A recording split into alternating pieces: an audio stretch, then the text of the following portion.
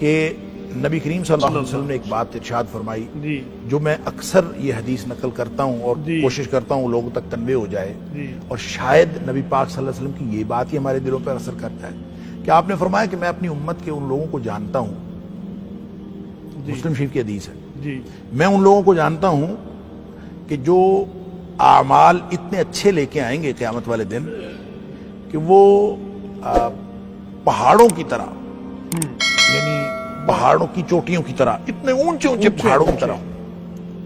اچھا یہ کہہ کے کہ پہاڑوں جیسے اعمال لے کے آئیں گے، پھر نبی پاک صلی اللہ علیہ وسلم نے فرمایا کہ فَيَجْعَلُهُ اللَّهُ هَبَاءً مَنْثُورًا، اللہ تعالیٰ ان سارے اعمال کو گرد و غبار بنا کے اڑا دے گا. اللہ اب یہ گرد و غبار بن کے اڑ گئے، صحابہ تو ڈر گئے، اللہ کے رسول صلی اللہ علیہ وسلم ان کی نشانی بتائیں تاکہ ہم ان میں سے نہ ہوں. آپ نے فرمایا تمہارے جیسے ہوں گے، اللہ تمہارے جیسے اعمال کریں گے، تمہارے جیسے معمولات ان کے ہوں گے.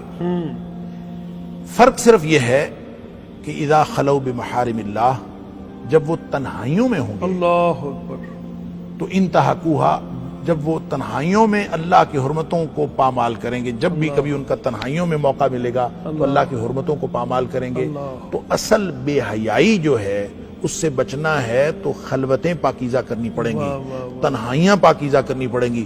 تنہائی پاکیزہ ہوتی ہے تو معاشرہ پاکیزہ ہوتا ہے، جب تنہائی پاکیزہ نہیں ہوتی. تو میں تو اس حدیث کے بارے میں اکثر سوچتا ہوں کہ یہ حدیث جب نبی پاک صلی اللہ علیہ وسلم کے دور میں آپ نے جب صحابہ کو سنائی ہوگی، ایک آدمی تنہا اللہ کی حرمتوں کو پامال کرے گا، تو تنہائی میں ایک آدمی اندر کنڈی لگا کے بیٹھا ہوا ہو تو وہ اس دور میں حرمت پامال ہی کیا کر سکتا ہے؟ اکیلا ہو ایک آدمی اور وہ اپنے کمرے میں بند ہو تو وہ کیسے حرمت پامال کر سکتا ہے؟ قیامت تک کے لیے. تو یہ حدیث ہے ہی آج کے دور کے بارے میں.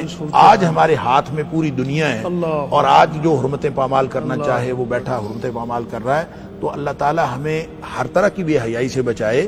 تو بات معاشرے کی بے حیائی کو اگر آپ نے ٹھیک کرنا ہے اور اس کو حیا کی طرف لے کے جانا ہے تو تنہائیاں بھی پاک ہوں گی تو تب جا کے محفل پاک.